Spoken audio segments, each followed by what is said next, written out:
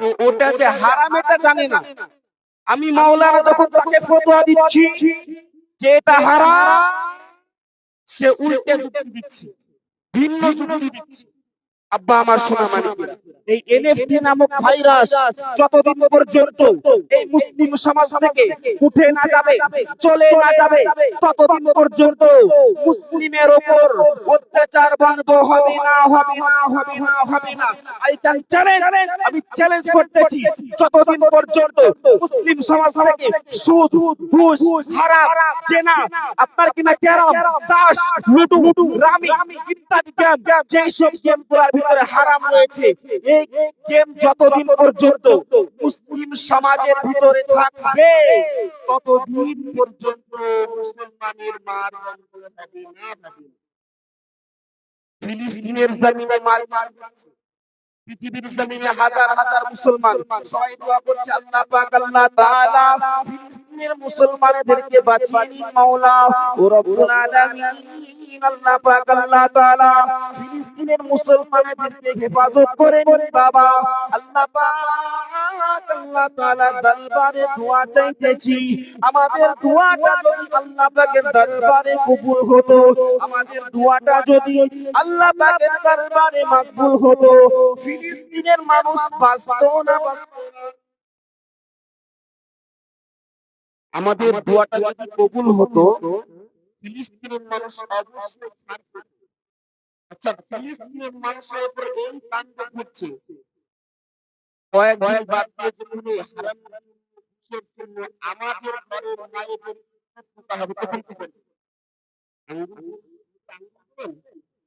Tension করবেন, চিন্তা করবেন, হায় হায় হায় আমাদের মা বোনেদের ইজ্জত চলে গেল। চিন্তা করবেন, নারীদের উপর অত্যাচার করা হবে। আপনি যাকে নেতা বানাচ্ছেন ওই নেতা তো হারামখোর, আপনি যাকে এমপি বানাচ্ছেন ওই এমপি তো হারামখোর, আপনি যাকে মুখ্যমন্ত্রী বানাচ্ছেন ওই মুখ্যমন্ত্রী তো হারামখোর, আপনি যাকে প্রধানমন্ত্রী বানাচ্ছেন সেই প্রধানমন্ত্রী তো হারামখোর, আপনি যাকে পিএম বানাচ্ছেন সে তো হারামখোর। টাকা আছে, গরিব ঘরের মেয়ে, সুন্দরী মেয়ে দেখে পছন্দ হয়ে গিয়েছে, 5 লাখ ধরিয়ে দিয়েছে, কাজ করাতে লাগবে। কত নেতা দেখবেন এরকম, কত নেতা দেখবেন আপনি। তাহলে নেতা বানাতে হবে তাকে যার ভিতরে আল্লাহ ওয়া আল্লাহর রাসূলের সুন্নাত রয়েছে, তাই কি? আব্বা আমার সোনা মানিকেরা, তরুণেরা ও আমার মা জান খালারা, বেটিরা, নেতা বানাবেন তাকে বাবা, নেতা তাকে বানাতে হবে যার ভিতরে গরিবের ইনসাফ রয়েছে, নেতা তাকে বানাতে হবে যার ভিতরে গরিবের ভালোবাসা রয়েছে। ও ভাইজানেরা, ও আমার মা জান খালারা, বেটিরা, নেতা তাকে বানাতে হবে যেই নেতার ভিতরে গরিবের জন্য মহব্বত রয়েছে, এতিমের জন্য মহব্বত রয়েছে, বিধবার জন্য মায়া মহব্বত রয়েছে। ও বাবা সোনার মানিকেরা, ও আমার যুবকেরা, ও আমার আম্মা জান খালারা, বেটিরা, আমাদের ঘরের সমস্ত নেতারা হারামখোর। আমরা যদি কোন মুসলমান, কোন আলেম, কোন মাওলানা নেতা হতে চাই, পাগড়ি পরে, পাঞ্জাবি পরে, দাড়ি রেখে যদি নেতা হতে চাই, তবে বলা হয় মৌলবীরা কেন রাজনীতি করবে? এই কথা বলা হয় না যে মৌলবীরা কেন রাজনীতি করবে? বলা হয় না, হয় না? বলা হয়। যখন তোমার বাড়ির কোনটার ইজ্জতকে হানি করা হইবে, তখন তো ওই মৌলবী নেতাই তোমাকে গিয়ে বাঁচাবে, ওই মৌলবী নেতা গিয়ে তোমাকে বাঁচাবে। তাই পৃথিবীর জমিনে দল তৈরি করতে হবে, নেতা তৈরি করতে হবে, রাসূলুল্লাহর আদর্শবান নেতা তৈরি করতে হবে, নেতা তৈরি করতে হবে রাসূলুল্লাহর সুন্নাত অনুযায়ী যেই নেতা চলবে সেই নেতা তৈরি করতে হবে, রাসূলুল্লাহ যেইভাবে খেতেন সেইভাবে খাওয়া দাওয়া তৈরি করতে হবে, রাসূলুল্লাহ যেইভাবে হাঁটতেন সেইভাবে হাঁটার মতো নেতা তৈরি করতে হবে। শুধু নেতা সাজলে হবে না, নেতা না কথা আল্লাহ, নেতা না কথা আল্লাহ জানে। নেতার ঘর 5 তলা, গ্রামের গরিব দিতে পারছে না, গ্রামের গরিব বাড়ি বাড়ি খান ভালো না, কেমন নেতা হারা, ওর 10 তলা বাড়ি আর যেগুলা ওকে ভোট দিয়ে চুরিয়েছে তার বাড়ি তো একটা, কেন? তুমি কেমন নেতা? নেতার মতো নেতা যদি না হও, তোমার কবরে সেকেন্ডে সেকেন্ডে বাস করবে, তোমার কোনো বাবা বাঁচাতে পারবে না, তোমার কোনো মা সেই দিন কবরে গিয়ে বাঁচাতে পারবে না। নেতার মতো নেতা যদি না হও, তোমার কবরে সেকেন্ডে সেকেন্ডে বাস পড়বে, এই বাস পড়া চিরদিনের মতো বন্ধ হবে না। ভাইও বাবাজি সোনার মানিকেরা জওয়ানেরা, নেতার মতো যদি নেতা না বান বাবা, ওই নেতা যখন মারা যাবে মরে যাবে, ওই নেতার বাড়িতে গিয়ে মিলাদ করে কোনো কাজ হবে না। ওই নেতার কবরের পাশে দাঁড়িয়ে দাঁড়িয়ে পৃথিবীর সমস্ত আলেম যদি দোয়া চায়, আল্লাহ পাক আল্লাহ তাআলা এই নেতাকে maaf করে দিন, এই নেতাকে ক্ষমা করে দিন। পৃথিবীর সমস্ত আলেমের চোখের পানি গড়িয়ে গড়িয়ে সমস্ত আলেমের যদি চোখের কিনারা দেখা হয়ে যায়, তবু ওই নেতার কবরে আমার আল্লাহ আল্লাহ পাক আল্লাহ তাআলা maaf করবেন না। ও ভাই বাবাজি সোনার মানিকেরা, তাই বলি বাবা পায়ে হাত দিয়ে বলে যায়, নেতার মতো নেতা বানান, যেই নেতা রাসূলুল্লাহর কথা অনুযায়ী চলবে, যেই নেতা রাসূলুল্লাহর হাদিস অনুযায়ী চলবে। এই ইসলামকে আনার জন্য আল্লাহর নবীর উপর কত অত্যাচার হয়েছে, এই ইসলামকে আনার জন্য ফেরাউন নবী মুসা আলাইহিস সালামের উপর কত অত্যাচার করেছে। ইসলামকে আপনার কিনা প্রচারিত করার জন্য আল্লাহর নবী সাল্লাল্লাহু আলাইহি ওয়াসাল্লাম সিজদায় রত অবস্থায় আল্লাহর নবী সাল্লাল্লাহু আলাইহি ওয়াসাল্লামের পিঠের উপর মরা উটের নাড়ি চাপিয়ে দিয়েছে। এই ইসলামকে প্রতিষ্ঠিত করার জন্য আল্লাহর নবী সাল্লাল্লাহু আলাইহি ওয়াসাল্লাম সিজদায় যখন পতিত হয়েছে, মরা উটের নাড়ি আল্লাহর নবীর পিঠের উপর চাপিয়ে দিয়েছে। ইসলামটা আমাদের ঘরে এমনি এমনি আসে, অতি কষ্টে নবীগণ আউলিয়া ইকরামগণ নিয়ে এসেছে। আল্লাহর নবী মুসা আলাইহিস সালাম তিনি একজন আল্লাহর পাঠিত নবী। মুসা আলাইহিস সালাম আল্লাহর সঙ্গে তিনি ডাইরেক্ট কথা বলতেন, একবার জোরে বলে সুবহানাল্লাহ। মুসা নবী আলাইহিস সালাম তিনি আল্লাহর সঙ্গে কথা বলতেন। ও নবী কোন নবী? যেই নবীর আয়াতে 6 লক্ষ জনতা ঈমানের কালিমা পড়ে মুসলমান হয়েছিল, একবার জোরে বলুন। আব্বাজি আমার সোনা মানিকেরা জওয়ানেরা তরুণেরা, আল্লাহর নবী মুসা আলাইহিস সালামের যখন 6 লক্ষ জনতা হলো, দেখুন বাবা ইসলামকে কেমন করে এনেছে। ফেরাউন সেই 6 লক্ষ জনতার উপরে অত্যাচার করতে আরম্ভ করলো। ফেরাউন ওই 6 লক্ষ জনতার গায়ের চামড়াকে খাইয়ে নিতে আরম্ভ করলো, শিখকে পুড়িয়ে ফেরাউন ওই 6 লক্ষ জনতার গায়ে প্রবেশ করতে লেগেছে। আল্লাহ পাক আল্লাহ তাআলা দরবারে নবী মুসা আলাইহিস সালাম দোয়া করেছিলেন, ও রব্বুল আলামিন আল্লাহ পাক আল্লাহ তাআলা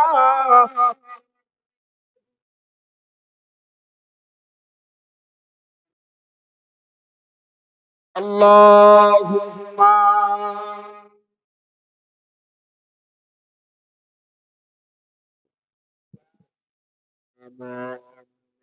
ওয়ালা আলি সাইয়্যিদিনা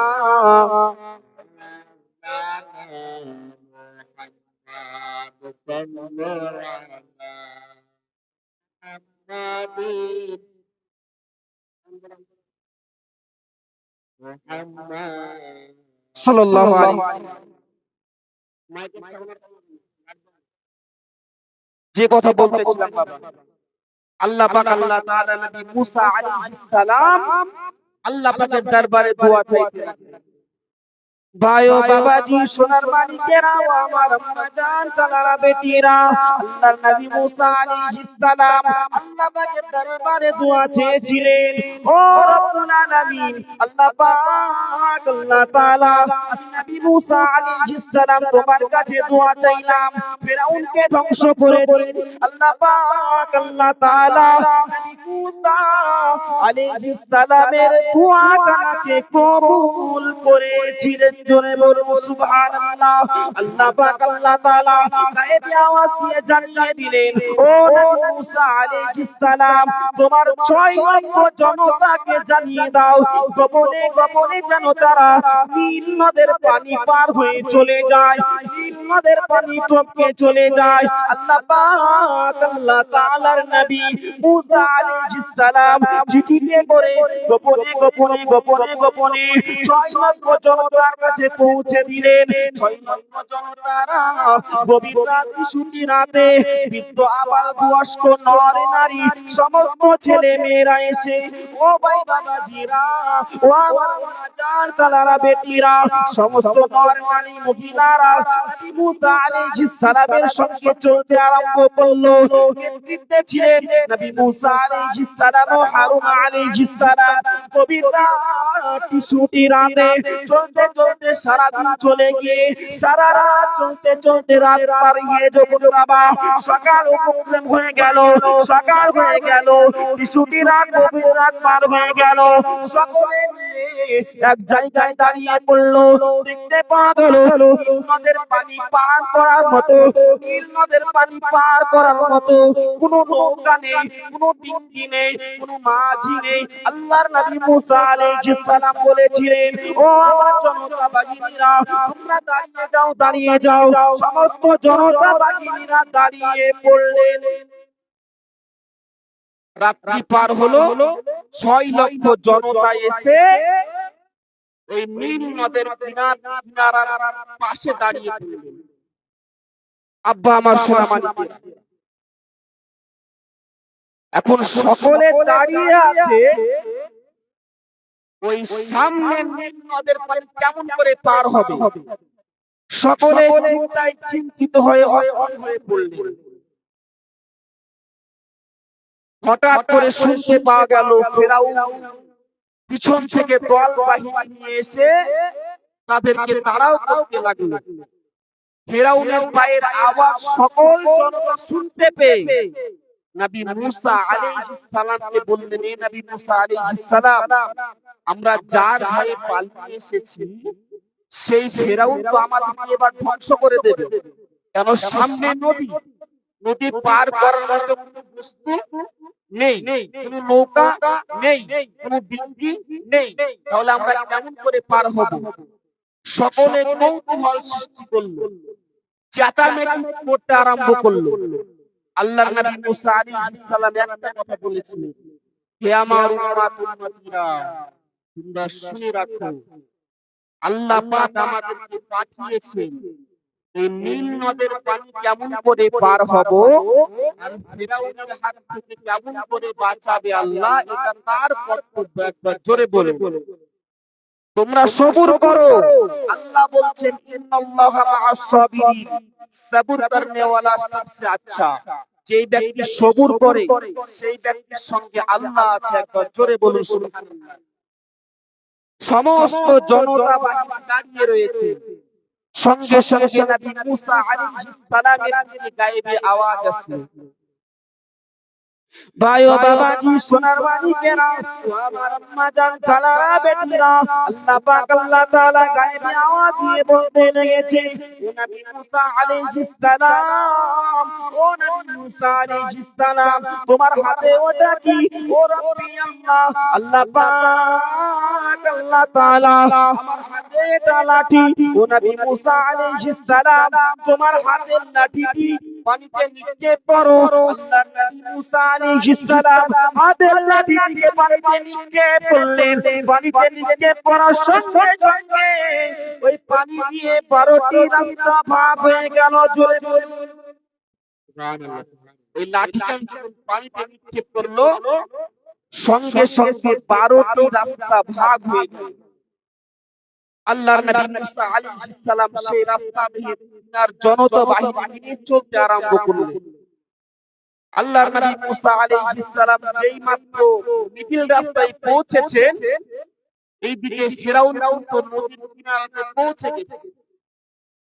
ফিরাউন পৌঁছে গিয়ে বলতে লেগেছে যে ওই দেখো মুসা বাহিনীরা চলে যাচ্ছে, তাদেরকে গিয়ে পাকড়াও করো, একটু স্পিডে দৌড়ালে হয়তো তাদেরকে ধরা যাবে। আব্বা আমার সোনা মানিকের আল্লাহর নবী মুসা আলাইহিস সালাম চলতে চলতে আল্লাহর নবী ওই পাকনার কিনারে নীল নদের পানি পার হয়ে গেল। ফিরাউন দৌড়তে আরম্ভ করলো, দৌড়তে দৌড়তে দৌড়তে দৌড়তে মিডিল রাস্তায় যে মাত্র পড়া সঙ্গে সঙ্গে রাস্তা ভেঙে গেল। ফিরাউন হাবুডুবু খেলতে লাগলো, আর সঙ্গে সঙ্গে ফিরাউন বলতে লেগেছে আল্লাহ আমার আল্লাহ এক, আমার প্রভু এক। সেই সময় আল্লাহ পাক আল্লাহ তাআলা ফিরাউনের প্রার্থনা কবুল করলো না। যখন সে বিপদে, তখন বলছে আল্লাহ আহাদ, আল্লাহ এক, আল্লাহ এক। ফিরাউন যখন ডুবতে যাচ্ছে, রাস্তা ভেঙে চূর্ণ বিচূর্ণ হয়ে গেল, ফিরাউন পানিতে পড়ে গেল। ফিরাউন পানিতে পড়ে যাওয়ার সঙ্গে সঙ্গে হযরত জিবরাইল আলাইহিস সালাম বালি কানা নিয়ে তার মাথায় চেপে ধরলো, বালি কানা নিয়ে চেপে ধরলো। সারা জীবন নিজেকে প্রভু দাবি করেছিস, সারা জিন্দেগি লাইফ পার করলি, 100 বছর বা 200 বছর যত বছর সে হায়াত পেয়েছিল, পৃথিবীর সমস্ত মানুষের উপর সে অত্যাচার করেছিল। আর কি বলেছিল, এই পৃথিবীর মানুষেরা তোমরা শুনে রেখে দাও, আমি হলাম আল্লাহ, আমি হলাম তোমাদের প্রভু, আমি হলাম তোমাদের রব। আমাকে তোমরা প্রভু বলে মেনে নাও, আমাকে তোমরা রব বলে মেনে নাও। আমাকে যদি তোমরা রব বলে না মানো, প্রভু বলে না মানো, তাহলে তোমাদেরকে জেলখানায় বন্দী করব। হাজার হাজার মানুষকে হত্যা করেছে কষ্ট দিয়ে, কড়াইয়ের উপর গরম তেল করে তার উপর ছিঁড়ে ভেজেছে, এমন হয়েছে। আর ওই ফিরাউন যখন মরতে যাচ্ছে মৃত্যুর মুখে, তখন বলছে আল্লাহ আহাদ, আল্লাহ আহাদ, আল্লাহ আহাদ। তো আমাদের হাল ফিরাউন হচ্ছে না। সারা লাইফ পার করে দিলাম, টোটাল জিন্দেগি ৭০ বছরের জিন্দেগি, 50 বছর মেলায় ঘুরতে, 50 বছরের মধ্যে বাজার করতে, মাস্তি করতে, আনন্দ করতে 50 বছর পার করে দিলাম। আর লাস্টে বেলায় এসে নামাজ পড়ছি, ওর জিন্দেগি ফাঁকা। ইয়ংকাল যৌবনকাল সব চলে গেল, আর লাস্টে এসে নামাজ পড়ছে, তখন নামাজ পড়ছে। যে সময় সে বুঝতে পারে না যে আমার কিছুটা সঠিক মতো হলো কিনা, আমার কাপড়টা আছে কিনা, এই সমস্ত তার ধারণা থাকে, তখন মসজিদের দিকে যায়। আব্বা আমার সোনা মানিকেরা, তো ফিরাউন কি করলো, ফিরাউন যখন ইন্তেকাল করলো, ফিরাউন মরে গেল, ওই ফিরাউনের গায়ে একটা মাছি বসেছিল, ওই ফিরাউনের গায়ে একটা মাছি পর্যন্ত বসেছিল না। এত নিকৃষ্ট ওই কুলাঙ্গার, যে নিজেকে আল্লাহ দাবি করেছিল, পৃথিবীর জমিনে আল্লাহ দাবি করে না, কিন্তু রাসূলুল্লাহকে আমার মতো বলে, তারাও যাবে বাতিল। যারা বলে নবী গায়েব জানে না, তারাও বাতিল। যারা বলে নবী নূর না, তারাও বাতিল। যারা বলে নবীর সম্পর্কে খারাপ মন্তব্য করে, তারা হলো বাতিল। আপনার কিনা কাটতে কাটতে কাটতে কাটতে টোটাল ৭৩ মাল দাঁড়াবে। বাদ কোথায় যাবে? বাদ যাবে জাহান্নামে। ওই কাতারে কারা দাঁড়াবে? মা'আনা আলিহি ওয়া আসহাবিহি। আল্লাহর রাসূল বলেছেন, আমার সাহাবা এবং আমি রাসূলুল্লাহ মত এবং পথে যারা মেনে চলে তারাই যাবে জান্নাতে। একবার জোরে বলুন সুবহানাল্লাহ। সুবহানাল্লাহ। ফিরাউন সে আল্লাহ দাবি করেছিল, সে গোপনে গোপনে আল্লাহর কাছে প্রার্থনাও করেছে। আব্বাজি আমার সোনা মানিকেরা, ফেরাউন কি করলো বাবা? একদিন হঠাৎ করে নীল নদের পানি শুকিয়ে গেল, নীল নদের পানির অস্তিত্ব হারিয়ে গেল।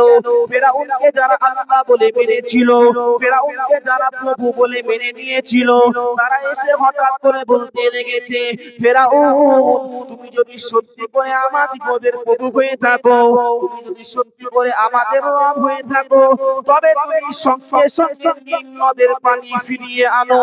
সেই সময় ফেরাউন বলেছিল, ও আমার সৈন্যবাহিনীরা, তোমরা চিন্তা করো না, তোমরা ভাবনা ভেবো না, যাও বাড়ি চলে যাও, নীল নদের পানি আমি ফেরাউন ফিরিয়ে আনবো। সমস্ত বাহিনীরা বাড়ি চলে গেল বাবা। ফেরাউন একটি উটের উপর চেপে, একটি গাধার উপর চেপে নীল নদের কিনারাতে একটি পাহাড়ের নিচে, একটি সুড়ঙ্গের নিচে গিয়ে কান্নাকাটি করে, রোনাজারি করে, আল্লাহ পাক আল্লাহ তাআলা দরবারে কান্না করতে লেগেছে। ও রব্বুল আলামিন, আল্লাহ পাক আল্লাহ তাআলা, আমি পৃথিবীর প্রভু, আমি পৃথিবীর রব, এটা আল্লাহ আপনি মানেন না, কিন্তু এটা আমি মনে বিশ্বাস করি, কিন্তু আপনি আমার রব, আপনি বলেন আমার আল্লাহ।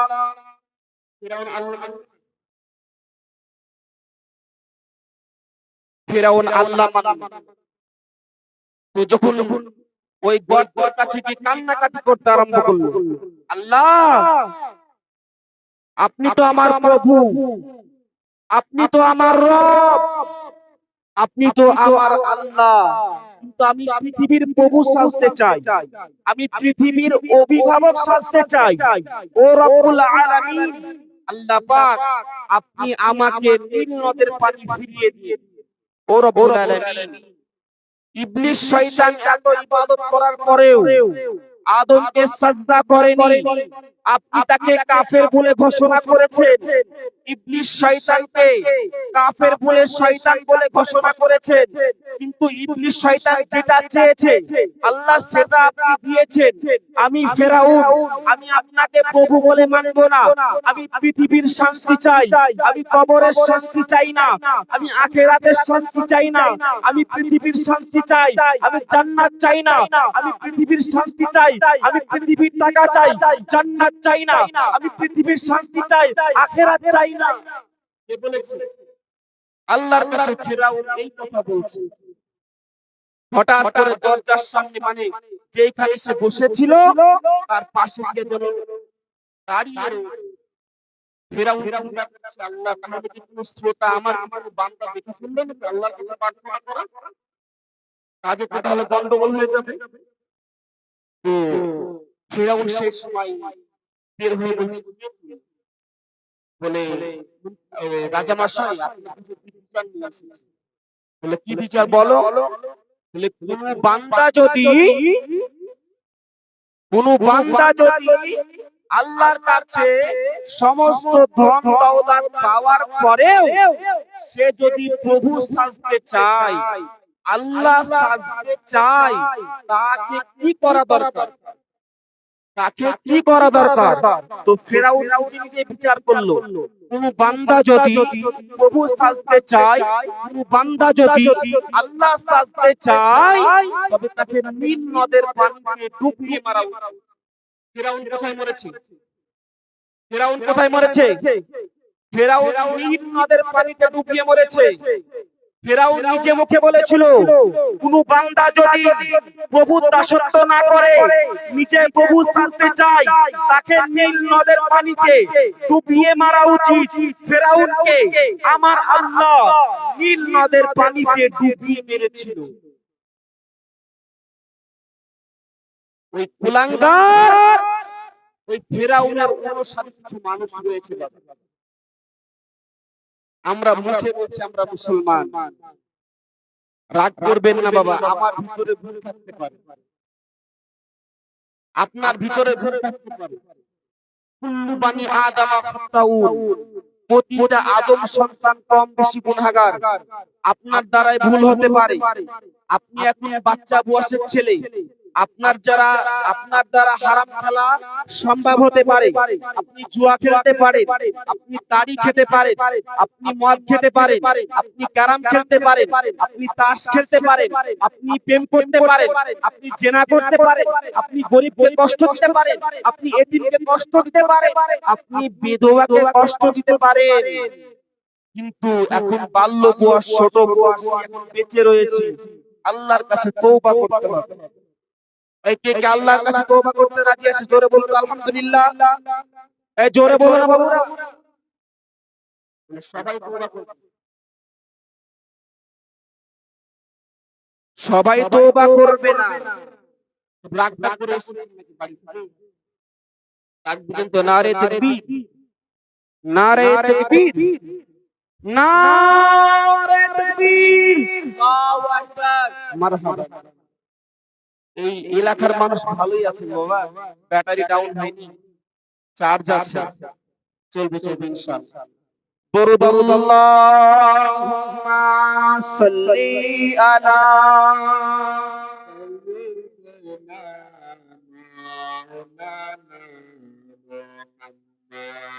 ওয়া আলা আলি সাইয়্যিদিনা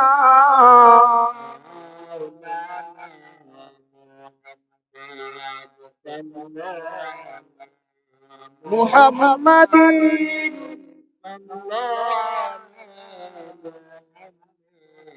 হরদম জবান পাক নামে মুহাম্মদ হরদম জবান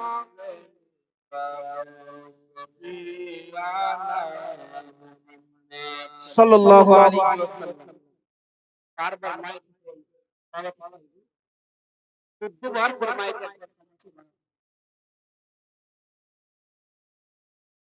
ভাই ও বাবাজি, সোনার মানিকেরা, যে কথা বলতেছিলাম, তাহলে মুসলিম সমাজ থেকে আমাদেরকে চেষ্টা করতে হবে সমস্ত খারাপ কাজকে ত্যাগ করে ভালো পথে আসতে হবে। সমস্ত নিকৃষ্ট কাজকে ছেড়ে দিয়ে ভালো পথে আসতে হবে। আমরা মুখে করে আমরা আশিকি রাসূল, আমরা নবী প্রেমী, খুব দাবি করি। নবীর যখন আগমন দিবস আসে তখন আমরা বলি নারায়ে তাকবীর, নারায়ে রিসালাত, বলি কি বলি না? সারা বছর মসজিদের দিকে তার ধ্যান নেই, আল্লাহ বিল্লাহ করবে না, সে সারা বছর সব ভুলে গেছে।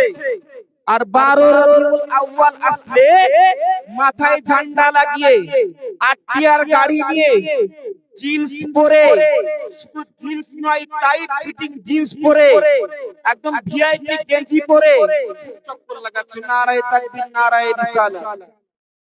নামাজের দিকে তার কোনো ধ্যান নেই। আব্বাজি আমার, সোনা মানিকেরা, তরুণেরা ও আমার আম্মা জান, খালারা, বেটিরা, আল্লাহর নবী, দয়ার নবী সাল্লাল্লাহু আলাইহি ওয়াসাল্লাম বলেছিলেন, ও বাবা সাহাবারা, আমি রাসূলুল্লাহ তোমাদেরকে জানিয়ে দিলাম, আখিরি জামানাতে আমার একদল উম্মতিরা নামাজ তারা পড়বে না, রোজা তারা করবে না, যাকাত তারা দেবে না, হজ তারা করবে না, জিনা তারা করবে, ব্যভিচার তারা করবে, সুদ তারা খাবে, ঘুষ তারা খাবে, তাদের দ্বারা তাদের মুখ দিয়ে সত্য কথা বের হবে না। কাল কিয়ামতের কঠিন দিনেতে আমার আল্লাহ পাক, আল্লাহ তাআলা ওই ব্যক্তিকে জাহান্নামায় দেবে। আল্লাহ রাসূল সাল্লাল্লাহু আরো একবার বললেন, ও বাবা সাহাবারা, তোমরা শুনে রেখে দাও বাবা, আখিরি জামানাতে আমার একদল উম্মতি থাকবে, নামাজও পড়বে, ঘুষও খাবে, নামাজও পড়বে, টিভিও চালাবে, নামাজও পড়বে, সিরিয়ালও দেখবে, নামাজও পড়বে, মেলাও ঘুরবে, নামাজে পড়বে, সিনেমা হলে গিয়ে সিনেমা দেখবে। আল্লাহ রাসূল বলেন, ওই সমস্ত মহিলা নর নারীরা বিনা তওবায় যদি মারা যায়, যায় ওর কবরের আযাব বন্ধ হবে না, ওর কবরে সেকেন্ডে সেকেন্ডে বাস পড়বে। কোন মহিলা যদি বাজারে ঘুরতে ঘুরতে ঠোঁটে লিপস্টিক লাগিয়ে গায়ে যদি লেহেঙ্গা জামা পরে ওই মহিলা বাজারে বাজারে ঘুরে, ওই মহিলা যদি বিনা তওবায় মারা যায় ওর কবরের আযাব বন্ধ হবে না, ওর কবরে সেকেন্ডে সেকেন্ডে বাস পড়বে। কোন মহিলা যদি আপনার কিনা সিনেমা হলে গিয়ে ইন্তেকাল করে যায় ওর কবরেও সেকেন্ডে সেকেন্ডে বাস পড়বে। কোন মহিলা যদি ফোনে কথা বলতে বলতে পরপুরুষের সঙ্গে কথা বলতে বলতে ইন্তেকাল করে যায় ওর কবরের আযাব আমার আল্লাহ পাক আল্লাহ তাআলা maaf করবেন না। তাই বলি মা বোনেরা, আপনাদের পায়ে পড়ে বলছি মা, আপনারা খারাপ কাজ করবেন না, বিনা পর্দায় বের হবেন না, স্বামীকে না নিয়ে বের হবেন না, আপনার কিনা রাস্তায় লিপস্টিক পরে ঘুরবেন না। রাস্তায় লিপস্টিক পরে যদি ঘোরাঘুরি করেন পরপুরুষ দেখবে, জেনার গুনাহ হবে, ব্যভিচারের গুনাহ হবে। আর ওই লিপস্টিকটা যদি স্বামীর সামনে পরে নাও আর স্বামী যদি মুচকি হেসে ফেলে তোমার আমলনামায় সব লেখা হবে। জোরে বলুন সুবহানাল্লাহ। সুবহানাল্লাহ। তাহলে মহিলাদেরকে সতর্ক হয়ে চলতে হবে। আমরা মহিলারা বলছি আমরা নবীর দিবানী, আমরা মুসলমান, আমরা নবীর দিবানী, নামাজ আমরা পড়বনি, আমরা নবীর দিবানী, আমরা রোজা করবনি, আমরা নবীর দিবানী। সিনেমাতে আপনার কিনা সিনেমা দেখা, সিনেমা বলে সিনেমা দেখা বন্ধ করবনি, আমরা নবীর দিবানী। সিরিয়াল দেখা বন্ধ করবনি, আমরা নবীর দিবানী। নামাজ আমরা পড়বনি, আমরা নবীর দিবানী। বুরকা আমরা করবনি, আমরা নবীর দিবানী। লেহেঙ্গা পরা বন্ধ করবনি। আমরা ছেলেরা বলছি আমরা নবীর দিবানা, বিড়ি খাওয়া ছাড়তে পারবো না, আমরা নবীর দিবানা, মদ খাওয়া ছাড়তে পারবো না, আমরা নবীর দিবানা, সিগারেট খাওয়া ছাড়তে পারবো না, আমরা নবীর দিবানা, মাথায় টুপি লাগাবো না, আমরা নবীর দিবানা, মসজিদের দিকে যাব না, আমরা নবীর দিবানা, ওই ছিঁড়া ফাটা প্যান্ট পরা বন্ধ করবো না, আমরা নবীর দিবানা। মেয়েদের পিছনে পিছনে ঘোরা বন্ধ করব না, আমরা নবীর দিবানা। মেলায় ঘোরা বন্ধ করব না, আমরা নবীর দিবানা। বউ মারা বন্ধ করব না, আমরা নবীর দিবানা। বাবা মাকে কষ্ট দেওয়া বন্ধ করব না। এই দিবানা জাহান্নামে যাবে না, জান্নাতে যাবে আপনারাই। কেমন দিবানা? শরীয়তের ওয়াকা সবই তো বাদ দিয়ে দিল, সে জান্নাতে যাবে কেমন? জান্নাত অত সহজ নয় বাবা। আল্লাহ বলছে কোন ব্যক্তি যদি জান্নাত পেতে চায়, কোন নর বা নারী আমানতু বিল্লাহি, আমি আল্লাহর প্রতি ঈমান আনতে হবে, ওয়া মালাইকাতিহি, আমার ফেরেশতা প্রতি ঈমান আনতে হবে, ওয়া কুতুবিহি, আমার কিতাবের প্রতি ঈমান আনতে হবে। শুধু ঈমান আনলে হবে না, আমল করতে হবে। ওয়া রাসূলিহি, আমার রাসূলের প্রতি ঈমান আনতে হবে। ওয়াল ইয়াউমিল আখিরি, আখিরাতের প্রতি ঈমান আনতে হবে। ওয়াকদরিহি খাইরিহি শাররিহি মিনাল্লাহি তাআলা, ওয়াল বাআতি বাদাল মাউত, মরণের উপর ঈমান আনতে হবে। তবে হবে আপনি একজন সচ্চা ঈমানদার, তবেই হবে আপনি একজন সচ্চা ঈমানদার। এই যে পাঁচটা বললাম, আল্লাহর প্রতি ঈমান আনতে হবে, রাসূলের প্রতি ঈমান আনতে হবে, কিতাবের প্রতি ঈমান আনতে হবে, আম্বিয়া ইকরামের প্রতি ঈমান আনতে হবে, কবরের প্রতি ঈমান আনতে হবে, হাসরের প্রতি ঈমান আনতে হবে। কিছু কিছু ব্যক্তি রয়েছে যারা কবরের প্রতি ঈমান রাখে বটে, মৃত্যুকে বিশ্বাস করে বটে, কিন্তু মরে যাওয়ার পর তার কবরে কিছু হবে, শাস্তি দেবে খারাপ কাজ করলে, এটা তারা বিশ্বাস। এমনও কিছু মানুষ রয়েছে। আল্লাহুম্মা সাল্লি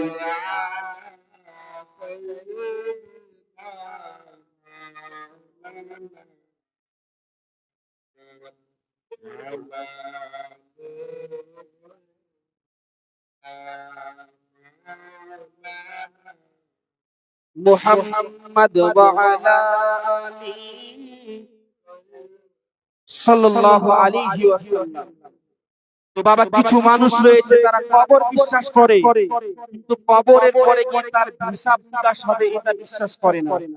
কোন ব্যক্তি যখন মারা যায়, মরে যায়, কাফন কারিগণ তাকে কবরে রাখার পরে 40 গজ পরিমিত স্থান দূরে চলে আসলে তার কবরে একজন যৌন ফেরেশতা আছে, তার নাম হলো রুমান আলাইহিস সালাম। একবার জোরে বলুন সুবহানাল্লাহ।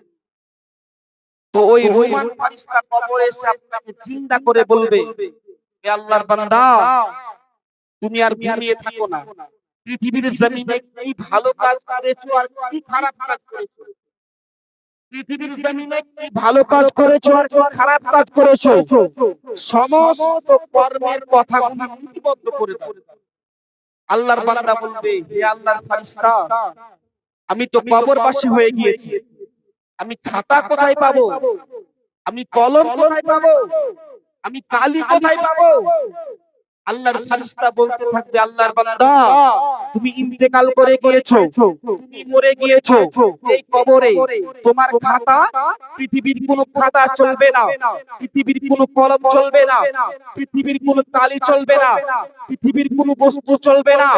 এই কবরে তোমার কাফনের কাপড়কে খাতা রূপে ব্যবহার করো, তোমার হাতের আঙ্গুলিকে কলম বানিয়ে নাও, তোমার মুখের থুতুকে কালি বানিয়ে নাও, তোমার সমস্ত জীবনের যত কর্ম করেছো সমস্ত কর্ম লিপিবদ্ধ করে দাও। এই বলে আল্লাহর বান্দাকে যখন আদেশ করা হইবে, আল্লাহর বান্দা সমস্ত কর্মগুলা লিপিবদ্ধ না করে যেই সমস্ত ভালো কাজগুলা পৃথিবীতে করেছে, নামাজ, রোজা, হজ, যাকাত ইত্যাদি যে সমস্ত কাজগুলো করেছে, সেই সমস্ত কাজগুলাই শুধু লিপিবদ্ধ করবে। আল্লাহর ফেরেশতা রুমান আলাইহিস সালাম বলবে, হে আল্লাহর বান্দা, তুমি তো তোমার জীবনের সমস্ত ভালো কাজগুলো লিপিবদ্ধ করলে, খারাপ কাজগুলো কেন লিপিবদ্ধ করলে না, কি জন্য করলে না? তো আল্লাহ পাক, আল্লাহ তাআলার বান্দা বলবে, খারাপ কাজগুলো লিপিবদ্ধ করতে আমার বড় লজ্জা লাগছে। কি বলবে? লজ্জা লাগছে। আল্লাহ পাক, আল্লাহ তাআলার ফেরেশতা বলবে, ও আল্লাহর বান্দা, পৃথিবীর জমিনে জিনা করেছো তখন তোমাকে লজ্জা লাগেনি, পৃথিবীর জমিনে যখন নামাজ ছেড়েছো তখন তোমাকে লজ্জা লাগেনি, পৃথিবীর জমিনে গরিবদের কষ্ট দিয়েছো তখন তোমাকে লজ্জা লাগেনি, পৃথিবীর জমিনে যখন বেপরদা হয়ে বেহিয়া নারীর মতো ঘুরেছো তখন তোমাকে লজ্জা লাগেনি, এখন জন্য তোমাকে লজ্জা লাগছে। এই কথা বলে ওই আল্লাহর ফেরেশতা রুমান আলাইহিস সালাম একটি বিরাট বড় লৌহকে উঠিয়ে তাকে মারতে উদ্যত হলে তার জীবনের সমস্ত কর্মগুলি লিপিবদ্ধ করে দেয়। জোরে বলুন সুবহানাল্লাহ। সমস্ত কর্মগুলো যখন লিপিবদ্ধ করা হয়ে গেল, লিপিবদ্ধ করার পর তার গলায় তাবিজ রূপে ঝুলিয়ে দিয়ে চলে যায়। ওই তাবিজ নিয়ে কাল কিয়ামতের কঠিন দিনে ময়দানে মাহশারে সমস্ত ব্যক্তি উঠতে থাকবে। একবার জোরে বলুন সুবহানাল্লাহ। ওই ফেরেশতা যখন আপনার কবর থেকে চলে যাবে, আপনার কবরে আরো দুইজন ফেরেশতা আসবে। একজনের নাম হলো মুনকার, অপরজনের নাম হলো নাকির। একবার জোরে বলুন সুবহানাল্লাহ। ওই মুনকার নাকির ফেরেশতা এসে আপনাকে প্রশ্ন করবে, মান রব্বুকা, তোমার রবকে, তোমার আল্লাহকে আপনি যদি পৃথিবীর জমিনে বেঁচে থাকা অবস্থায়, জিন্দা অবস্থায় আল্লাহর ভক্ত হয়ে থাকেন, ঈমানদার যদি হয়ে থাকেন, নামাজ যদি পড়ে থাকেন, রোজা যদি করে থাকেন, হজ যদি করে থাকেন, আপনি সঙ্গে সঙ্গে উত্তর দেবেন, আমার রব পৃথিবীর এমপি নয়, আমার রব পৃথিবীর কোনো মন্ত্রী নয়, আমার রব পৃথিবীর কোনো মানুষ নয়, আমার রব পৃথিবীর কোনো ডাক্তার নয়, ইঞ্জিনিয়ার নয়, পিএম নয়, সিএম নয়, আমার রব হলো আমার আমার মহান আল্লাহ, জোরে বলুন সুবহানাল্লাহ। আর যদি পৃথিবীর জমিনে আপনার জীবনে খারাপ কাজে পরিপূর্ণ থাকে, নামাজ যদি না পড়ে, রোজা যদি না করে, হজ যদি না করে, যাকাত যদি না প্রদান করে, আপনি উত্তর দিতে পারবেন না হাল আদরি, আমি কিছুই জানি না, আমি কিছুই জানি না। দ্বিতীয় প্রশ্ন করা হবে, মা দিনুকা, তোমার দিন কি, তুমি দিন সম্পর্কে কতটা অবগত রয়েছো? সেই দিন আপনি যদি পৃথিবীর জমিনে ইসলামিক সমস্ত নিয়ম কানুন মেনে চলে থাকেন, ইসলামের সমস্ত পদ্ধতি মেনে দিয়ে চলে থাকেন, আপনি বলবেন আমার পৃথিবীর কোন ধর্ম নয়, আমার ধর্মের নাম হলো ইসলাম। জোরে বলেন সুবহানাল্লাহ। আর যদি পৃথিবীর জমিনে খারাপ কাজ করে যান, তবে আপনি উত্তর দিতে পারবেন না, বলবেন হা হালাত। তৃতীয় প্রশ্ন করা হবে, মান নবিয়ুকা, তোমার নবীকে। আপনি যদি পৃথিবীর জমিনে, এই কথাটা ভালো করে সবাই শুনুন, পৃথিবীর জমিনে আপনি যদি নবীর সম্পর্কে ভালো ধারণা রাখেন, নবীকে নবীর জায়গাতে রাখেন, নবীকে নিজের বড় ভাইয়ের মতো যদি না বলেন, নবীকে যদি নূর মানেন, নবীকে যদি ইলমে গায়বের সংবাদদাতা মানেন, নবীকে যদি হাজির ও নাজির মানেন, নবীকে জিন্দা নবী মানেন, নবীকে হায়াতুন নবী যদি মানেন, আপনি যদি প্রকৃতপক্ষে ঈমানদার হন, নবী মুহাম্মদ সাল্লাল্লাহু আলাইহি ওয়াসাল্লামকে দেখে সঙ্গে সঙ্গে চিনতে পারবেন, আর সঙ্গে সঙ্গে বলবেন ইনি অন্য কেউ নয়, হাদা সাইয়্যিদিনা মুহাম্মাদুর রাসূলুল্লাহ সাল্লাল্লাহু আলাইহি ওয়াসাল্লাম, ইনি অন্য কেউ নয়, ইনি হলেন আমিনার লাল জনাবে মুহাম্মাদুর রাসূলুল্লাহ। একবার জোরে বলুন সুবহানাল্লাহ। আর পৃথিবীর জমিনে যদি নবীর বিরোধিতা করে থাকেন, নবীর হাদিসের উপর যদি পণ্ডিতি করতে যান, নবীর হাদিসের উপর যদি মাস্টারি করতে যান, নবীর হাদিসের উপর সার্জারি যদি করতে যান, তাহলে আপনি বিশ্ব নবীকে চিনতে পারবেন না, আপনি বিশ্ব নবীকে চিনতে পারবেন না। আর যদি আপনি তিনটা প্রশ্নের উত্তর সেই সময় না দিতে পারেন, তাহলে আপনার কবরও বাস করবে, আপনি হরিয়াই পাবেন না। তাই নবীর সম্পর্কে ভালো ধারণা রাখতে হবে। কবরে গিয়ে আপনার যদি ঈমান থাকে, তাহলে সঙ্গে সঙ্গে উত্তর দিতে পারবেন। মূল হলো ঈমান। ঈমানটা কি? আল্লাহ বলছেন, কুল তুহিব্বুনাল্লাহ, হে নবী আপনি বলে দিন, ফাত্তাবিউনি, আমি আল্লাহ, আমাকে যদি কেউ পেতে চায়, আমি আল্লাহ, আমার নৈকট্য কেউ যদি লাভ করতে চায়, আমি আল্লাহ, আমার জান্নাতে যদি কেউ পেতে, আপনার কিনা যেতে চায়, আমি আল্লাহ, আমার হাবিবুল্লাহর দিদার যদি কেউ করতে চায়, আমি আল্লাহর দিদার যদি কেউ করতে চায়, ফাত্তাবিউনি, ও রাসূল আপনি বলে দিন আপনাকে যেন তারা ভালোবাসে। নারে তাকবীর, নারে রিসালাত, ইয়া রাসূলুল্লাহ কে আলা হযরত উলামায়ে সুন্নাত, নারায়ে তাকবীর, নারায়ে রিসালাত।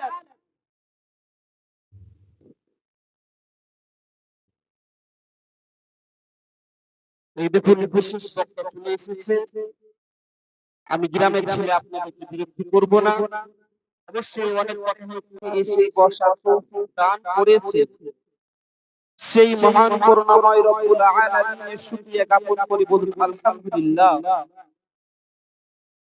তারপরে পরে আপনার নবী, আমার নবী, দোনো জাহানের সরদার, সাইয়্যিদুল মুরসালিন, রাহমাতাল লিল আলামিন, শাফিউল মুজনাবি, নূর আলামিন নবী সাইয়্যিদিনা মুহাম্মাদুর রাসূল, যেই নবীকে সৃষ্টি না করলে আসমান জমিন আমার আল্লাহ কিছুই সৃষ্টি করতেন না। হায়াতুন নবী, জিন্দা নবী, নূর নবী, সেই নবীর প্রতি সকলে মিলে উচ্চ স্বরে বলুন আল্লাহুম্মা আমিন। আচ্ছা বাবা, সকলে কি আপনারা বলেছেন? রাগ করেছেন? গ্রামে ছিল বলে রাগ করছেন না? রাগ করবেন না, শুধু বলা শুনে হবে না। বাবারা বাবারা বাবারা বাবারা বাবারা একাই ওয়াজ করছে, ওই ওয়াজ চলবে না। ইসলামকে বুঝতে হবে, শুনে আমল করার নাম হলো ইসলাম। আমি এখানটায় বাবারা বাবারা কানে হাত দিয়ে বলে চলে গেলাম, আপনারা শ্রবণ করলেন, বাড়িতে গিয়ে আমল করলেন না। এটা আমিও এই আপনার কোনো এই কর্ম থেকে আমিও কামিয়াবি হতে পারলাম না, আর আপনারাও সাকসেসফুল অর্জন করতে পারলেন না। তাই এইখানটাই বলা বলতে হবে, জ্ঞানগুলো শ্রবণ করে আমল করতে হবে। সেই নবীর প্রতি সকলে মিলে উচ্চ স্বরে ভক্তি ভরে বলুন আল্লাহুম্মা আমিন। বেশি বিরক্ত আপনাদেরকে করব না। আকাঙ্ক্ষিত বক্তা, প্রধান বক্তা তিনি আছেন, তিনি আমাদের মাঝে উপস্থিত হয়েছেন। ইনশাআল্লাহ কিছুক্ষণের মধ্যেই তাকে উপস্থিত করা হবে। মুআজ্জাজ সামিনে কিরাম, আল্লাহ পাক আল্লাহ তাআলা কুরআনুল কারীমের ভিতরে বলেছেন, বিসমিল্লাহির রহমানির রহিম, ইন্নাদ দীনা ইনদাল্লাহিল ইসলাম। জোরে বলুন সুবহানাল্লাহ, আরো জোরে বলুন। আল্লাহ পাক আল্লাহ তাআলা বলছেন, ইন্নাদ দীনা ইনদাল্লাহিল ইসলাম। ইসলাম হলো শান্তির ধর্ম। ইসলামের আগে কোন ধর্ম নেই, ইসলামের পরে কোন ধর্ম নেই। পৃথিবীর জমিনে এক নয়, দুই নয়, 1000 নয়, 2000 নয়, 4500-এর উপর ধর্ম রয়েছে। এই ইন টোটাল 4500 ধর্মের মধ্যে একটি ধর্ম, তার নাম হলো ইসলাম। কি বললাম? ইসলাম কার ধর্ম? আল্লাহ। আল্লাহ বলছেন ইসলাম আমার পছন্দনীয় ধর্ম। ইসলাম কি শিক্ষা দেয়? আমাদেরকে ইসলাম কি শিখায়? কোনদিন মনে প্রশ্ন করেছিল ইসলাম আমাদের কি শিক্ষা দেয়? শুধু ইসলাম এটা শিক্ষা দেয়? নামাজ, রোজা, হজ, যাকাত, শুধু এটা শিক্ষা দেয় না। এখন মুসলমানের ঘরে ঘরে সুদ ঢুকে গিয়েছে। সুদের বিরুদ্ধে কথা বললে বাধা দেওয়া হয়। আমাদের মন্ডল পাড়ার জমিনে একটি জায়গাতে আমি মিলাদ করতে গিয়েছিলাম। সেখানে আমি নারী সম্পর্কে বলেছিলাম, পর্দা সম্পর্কে বলেছিলাম। আমাকে বাধা দিয়েছিল, আমাকে রোকার চেষ্টা করেছিল। আপনার কিনা ওই একই জায়গাতে দ্বিতীয় জায়গায় দ্বিতীয় বাড়িতে মিলাদ করতে গিয়েছিলাম, মহিলা সম্পর্কে ওয়াজ করেছিলাম। আমাকে বাধা দিয়েছিল, আমাকে আক্রমণ করা হয়েছিল, আমাকে টর্চার করা হয়েছিল। আমি মুখ সহ্য করে মেনে নিয়েছি।